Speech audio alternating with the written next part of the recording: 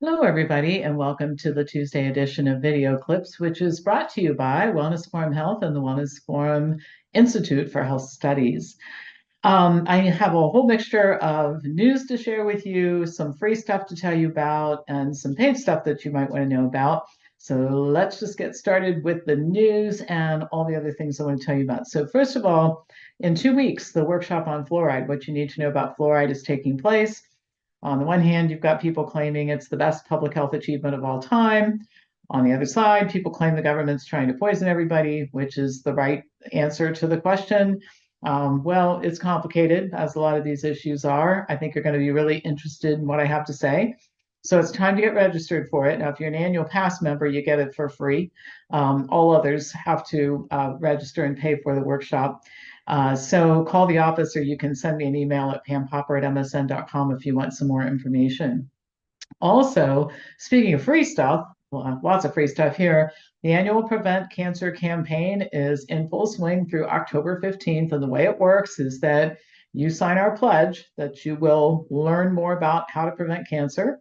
You'll be invited to attend a free workshop that will cover a lot of things that people are concerned about. Is it important to eat organic food, or be concerned about food dyes or plastics? And what are some of the real causes of cancer versus some of the myths out there? And we'll record it, of course, in case you're unable to join one of the live sessions. You'll also get a gift card for as much as a few $100s off. You can use it for a conference ticket or a combination of conference ticket and the Winner's Circle.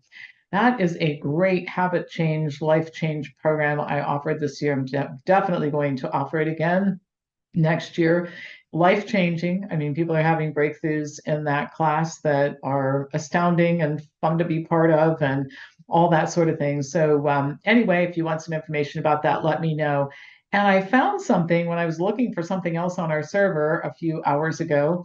I wrote this wonderful special report called Informed Decision Making for Cancer Patients. Good time to send it out if you'd like it. It's free. Happy to send it to you. You might want to pass it on to other cancer patients as well and get them interested in looking at our information and that sort of thing too. So anyway, the cancer campaign doesn't cost you anything to participate, and you get a lot of goodies if you do. So tell your friends about it. They can get goodies as well.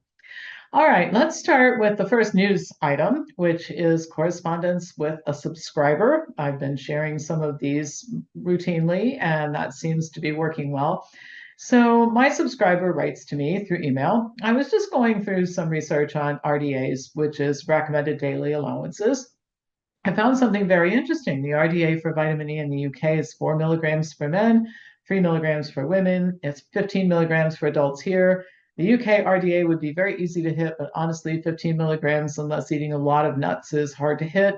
Any thoughts on why they're so different, how much we actually need?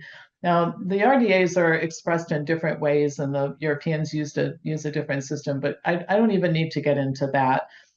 They are different. The guidelines are different in the UK, but I want to talk about RDAs in general. It doesn't really matter what all those numbers that I just told you are.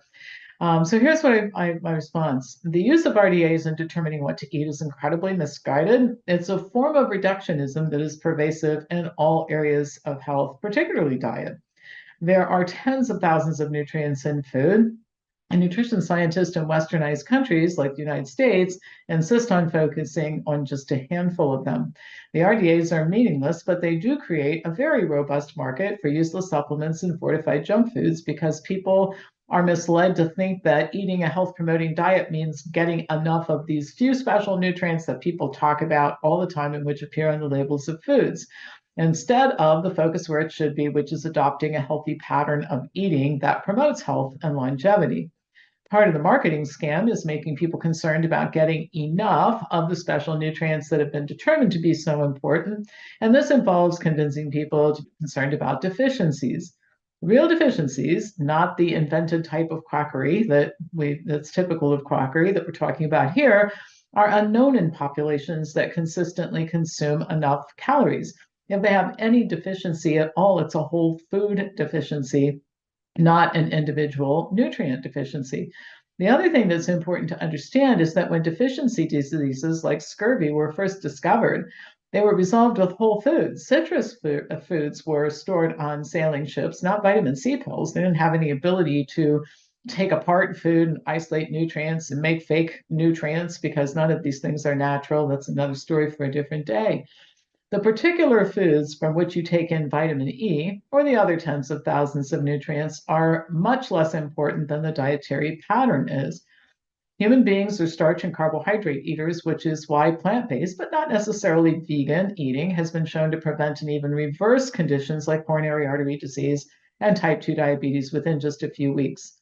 Nuts, in the case of this email, can be included in the diet along with other higher fat foods in small amounts, but a person who consumes no nuts wouldn't become vitamin E deficient if eating enough calories because so many plant foods contain it.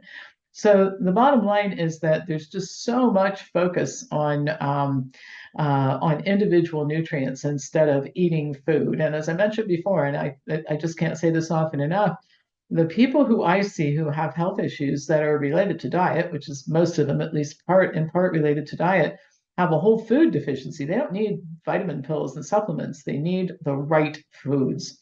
So I hope that that helps explain it.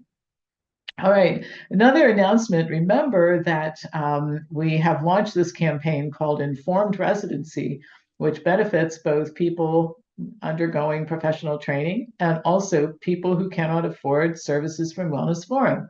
And the way it works is you buy a concierge membership or above, and somebody who can't afford it, who's means tested, gets the same service for free. We would like to have 100 new people join at the concierge level or above as soon as possible so we can vet people who need help and have them ready to work with our professional development students, many of whom are medical doctors, nurse practitioners, dietitians, and very, very qualified already, just getting additional training to learn how to use an informed approach in their practice. So my whole idea about this is the frequent question, which I think is certainly warranted as we start to build a healthcare system that is an independent one from the one that exists and is collapsing. What happens to the poor people, literally poor people who can't afford to pay cash? Well, we're going to take care of them. We're going to have to be very creative about it because the government can print money, but independent businesses can't. But I think this is one way to do it. We'll use students who are finishing their training, and we'll ask everybody in our network to take a few people every year for free. I've been doing it for a long time, but we'll ask everybody who's part of our network to do it. And this way, we won't be leaving anybody behind. So right now, if you are thinking of becoming a concierge member of Wellness Forum, remember it's helping you and it's helping somebody else who needs help as well. And if you're a practitioner listening to this and you want to know about informed residency, send me an email. I'd be happy to talk to you about it. All right, so here's a news item that has to do with cancer, which is a good idea since we're in the throes of the cancer campaign, Prevent Cancer campaign. The cancer industry is very profitable. I'm sure you know that. And the profitability is often achieved by relentless hunting for cancer, which we refer to affectionately as population screening. Incidentally, the discoveries of real cancer, the types of cancer that really can kill you, are usually a result of seeking diagnosis in response to symptoms, or a person discovers a lump or something of that nature, rather than screening programs. You get a lot of noise with the screening programs. Well, the other business strategy is overtreatment for cancer. An example would be the increasing propensity for women to have mastectomy instead of lumpectomy, or even bilateral mastectomy, the removal of both breasts. So a recent study looked at cancer data for over 660,000 women who were diagnosed with cancer in one breast between 2000 and 2019. The group included women diagnosed with ductal carcinoma in situ, or DCIS, which really isn't cancer, even though it's treated like cancer. It's a risk factor for cancer, on up to stage 3 invasive cancers. So outcomes were followed for 3 groups. We had a lumpectomy group, the removal of one breast, and then removal of both breasts. Follow-up time was 2 decades. Here are the results. For women who had only one breast removed, the risk of developing cancer in the second breast was just under 7% during the 20-year period. women who had both breasts removed did have a reduced risk of breast cancer recurrence, but this did not translate into an overall survival advantage. And survival and longevity is what this is all about, not carrying surrogate markers like blood tests and taking out making cancer disappear for a while until it comes back again, but actual survival. That's what this should be all about. The death rates, this is what was really interesting. The death rates for all three groups were basically the same. 8.5% in the women in the lumpectomy group, 9% in the single mastectomy group, 8.5% in the double mastectomy group. The bottom line, there's no real survival advantage for mastectomy over lumpectomy most of the time. And most women, if they were shown these data, and this isn't the first study that has determined this particular result, would not opt for such major surgery. And that's why it's important for all cancer patients, not just women with breast cancer, to pause and investigate outcomes prior to starting any treatment program. As I mentioned before, the cancer industry thrives on overdiagnosis and overtreatment. And I think it's interesting that if you owned a company that sold cars or appliances, and you engaged in these types of deceptive practices where you didn't really give people proper informed consent with all of the information, objective information, that kind of thing, you'd be in trouble with the federal government or out of business. The Federal Trade Commission is very aggressive about going after people who make false claims or false advertising and all that sort of thing. But the government's and the public's reverence for big medicine and organized medicine continues, and the patient who dutifully follows directions is likely to be harmed. So we have a very good cancer concierge program that gives people access to an enormous amount of resources and also qualifies for the informed residency program so that if you become a member of the cancer concierge program, somebody will get that same service who maybe can't afford it.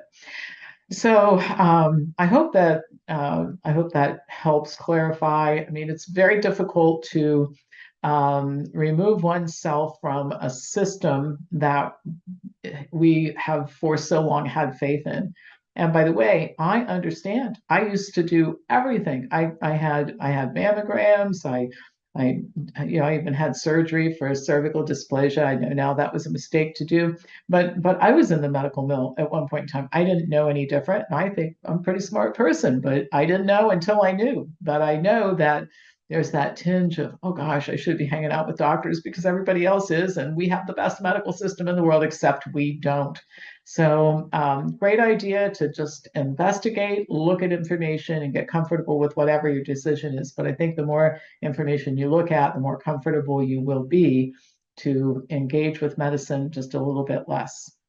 One last thing I'll mention to you is I want to be your business partner if you're in the healthcare business. And our programs now, in addition to adding this feature of informed residency, our professional development programs have a long-term feature to them where we work with people who are graduates to make sure that they get that they get to be successful and have the opportunity to run ideas by me and that sort of thing over time. I'm pretty good at this, and so I'm a good person to mentor people in the long term who want to be in this business. So if that interests you, let me know.